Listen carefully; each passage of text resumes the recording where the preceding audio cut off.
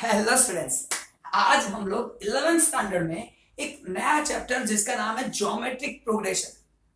हाँ, उसमें बहुत बेसिक से तो नहीं लेंगे, लेकिन ऐसे कुछ सम लेंगे जो लोगों को एग्जाम में पूछना पसंद है। तो एक लेक्चर लेकिन एग्जाम ओरिएंटेड काम कर लेंगे। देखते हैं क्या है। चैप्टर का नाम है ज्योमेट्रिक प्रोग्रेशन। अब ज्योमेट्रिक प्रोग्रेशन का मतलब क्या? तो प्रोग्रेशन यानी एक सीरीज है। अगर मैं उसकी बात करूं तो हम लोग अलग अलग वैल्यूज लेते हैं। सपोज 5 हमारा फर्स्ट टर्म है, पहला टर्म है 5, उसको मैं 2 से मल्टीप्लाई करता हूं तो 5 2 10 होगा। फिर जो सेकंड टर्म है उसको फिर से 2 से मल्टीप्लाई करो, 10 2 20 होगा। इसको फिर से 2 से मल्टीप्लाई करो, 40 होगा। ऐसे कंटिन्यू अगर 2 से मल्टीप्लाई करते रहेंगे तो जो वैल्यूज बनती जा रही है इसे बोलेंगे ज्योमेट्रिक प्रोग्रेशन। ये सीरीज बना ऐसा जो ज्योमेट्रिक सीरीज है, क्योंकि मल्टीप्लाई करके मिलता है जिसका कॉमन रेशियो सेम है। यानी क्या, ये फर्स्ट टर्म है, ये सेकंड टर्म है। अब सेकंड टर्म को डिवाइड बाय फर्स्ट टर्म करो, यानी 10/5 करो, आंसर आया 2। Third term divide by second करो, 20/10 करो, आंसर आया 2।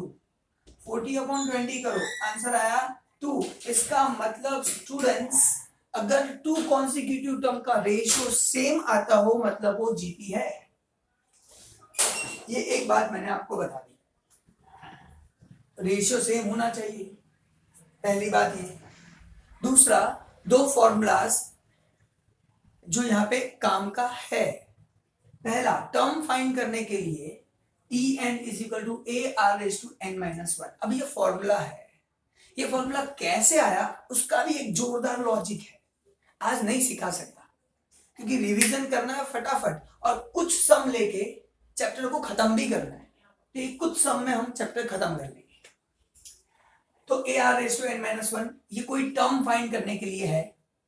दूसरा है Sn, sum of n terms. कुछ टर्म्स है जिसका टोटल डायरेक्टली फाइंड करना हो। 5 टर्म्स दिए हैं, 5 टर्म्स का टोटल करना हो तो S5 यहाँ पे ढूंढना हो तो उसकी फॉर्मूला A(R⁻n-1 / R-1।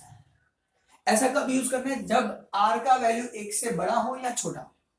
अगर r = 1 है तो Sn फाइंड करने के लिए Na फॉर्मूला लगेगा। n को a से मल्टीप्लाई कर दो, सम मिल जाएगा। तो ये बड़ी बात नहीं है, ये दोनों ध्यान रखना है। r की वैल्यू अगर 1 से ज्यादा या कम है तो ये फॉर्मूला सम करने के लिए, वरना n है। अब स्टूडेंट्स हम लोग आगे बात करेंगे, सीधे सम्स पे जाएंगे। उससे पहले एक और चीज थोड़ी बता देता हूं। अगर मुझे T5 फाइंड करना है तो ये कैसे, ये AR⁻n-1 तो फॉर्मूला लगेगा ही, लेकिन अगर डायरेक्ट सोचे तो सर T5 है ना, AR4 यानी ये 5 से कम। अगर T10 है, AR⁻9 10 से कम। T21 है,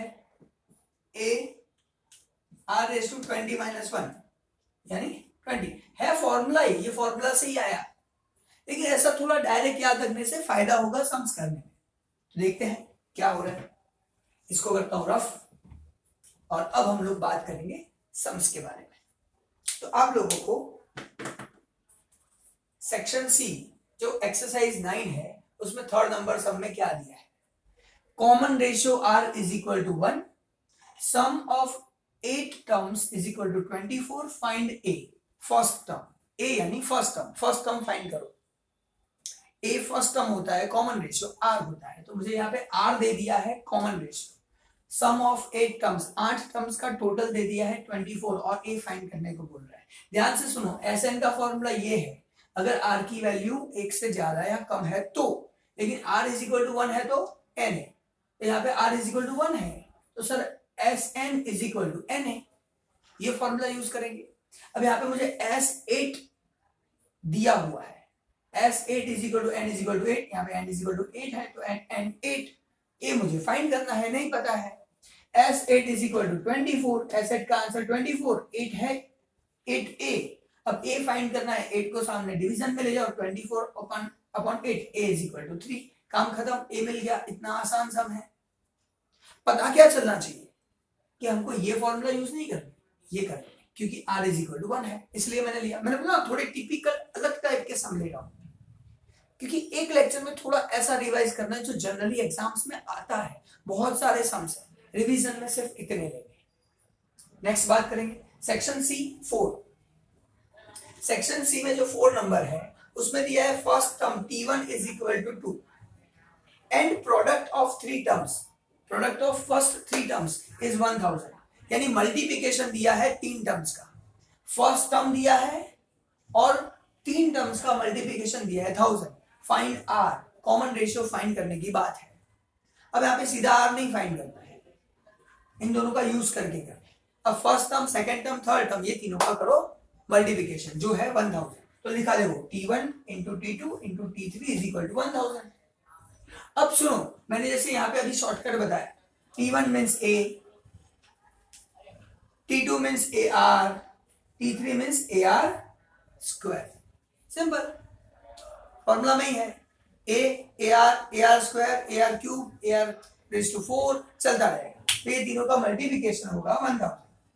अब a into a cube, r into R square, r cube is equal to 1000। अब स्टूडेंट्स आपको a का वैल्यू तो है, ये जो फर्स्ट टर्म है t1 is equal to a ही तो है, तो 2 cube is equal to 2 cube into r cube is equal to 1000। अब ये 2 क्यूब को नीचे ले जाओ और ये 1000 जो है वो 10 क्यूब लिख सकता हूँ, 10 into 10 into 10 3 times, so 10 cube divide by 2 cube. यहाँ पे क्यूब है, अगर आप क्यूब रूट करोगे तो आंसर आएगा 10/2 and r is equal to 5, काम खत्म। तो मुझे r मिल गया 5, ये भी सब हो गया। इतना आसान है, थोड़ा लॉजिकली सोचेंगे तो काम आसान हो जाएगा। आगे बात करते हैं next section E, sum number 6। अब इसमें क्वेश्चन में क्या लिखा है, sum of fifth and third term, the ratio of sum of fifth and third term to difference of fifth and third term is 5:3। अब ऐसा क्वेश्चन में दिया गया है, फिर से the ratio of sum of fifth and third term, यानी fifth term और थर्ड टर्म जो है उसका total to the fifth difference of fifth and third term, fifth और थर्ड टर्म का डिफरेंस, ये दोनों का रेशियो इज 5/3। तो मैंने ऐसा लिख दिया, फिफ्थ एंड थर्ड टर्म का total divide by fifth and third term का division subtraction is equal to 5/3। Find common ratio r। तो ये शॉर्ट में लिख दिया, अब काम आसान होगा। अब t5 means ar raise to 4 plus ar raise to 2 ar square, क्योंकि 3 है। सेम वे ऊपर प्लस नीचे माइनस लिखा इज इक्वल टू 5/3। मुझे r फाइंड करना है। अब पहले इसमें से कॉमन निकल रहा है, निकाल लेते हैं। a कॉमन निकल रहा है, r स्क्वायर कॉमन निकल रहा है, निकाल लिया।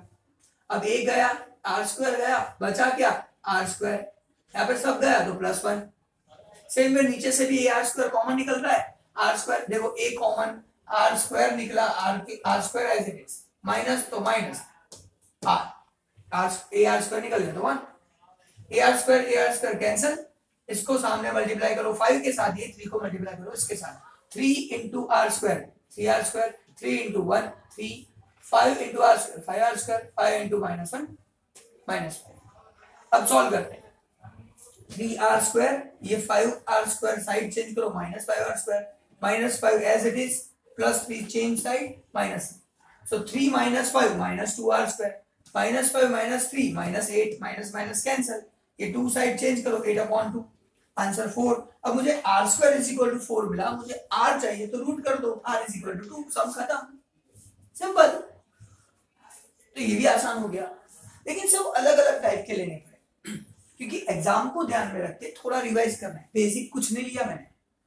आगे बात करते हैं next and last section E 7 number. अब उसमें क्या बोला गया है, sum of 3 consecutive number is 31 and product of it is 125, find first 3 terms। 3 terms को फाइंड करो जिसका मल्टीप्लिकेशन 125 हो और टोटल 31 हो। अब स्टूडेंट्स इसमें एक बात ध्यान रखनी है, आपके जो कोर्स में है उसमें हम लोग 3 टर्म्स ही फाइंड करेंगे, a generally A R square ऐसा होता है, लेकिन हम ऐसे फाइंड नहीं करेंगे।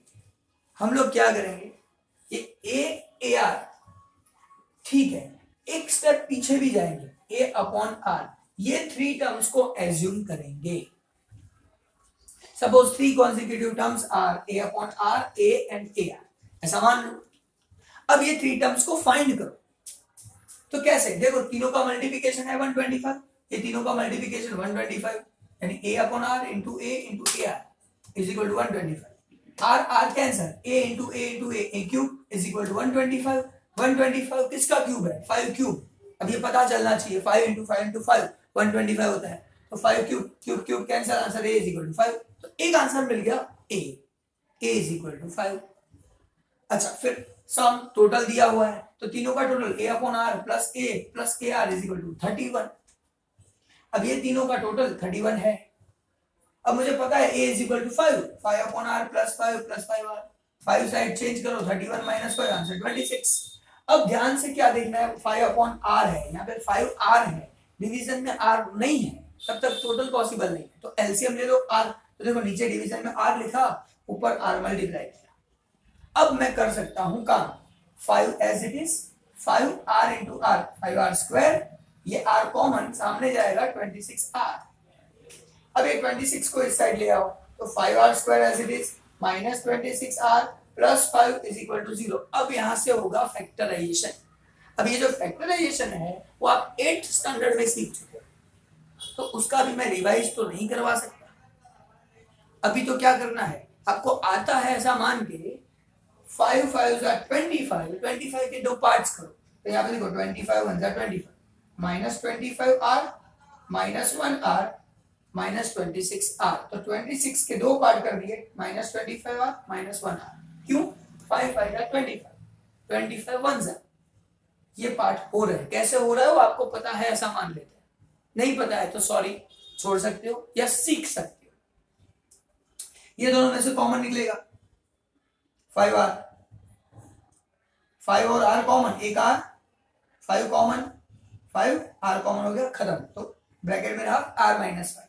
सेम में ये दोनों में से कॉमन निकलेगा -1, r minus 5 as it is, r minus 5 r minus 1 is equal to 0।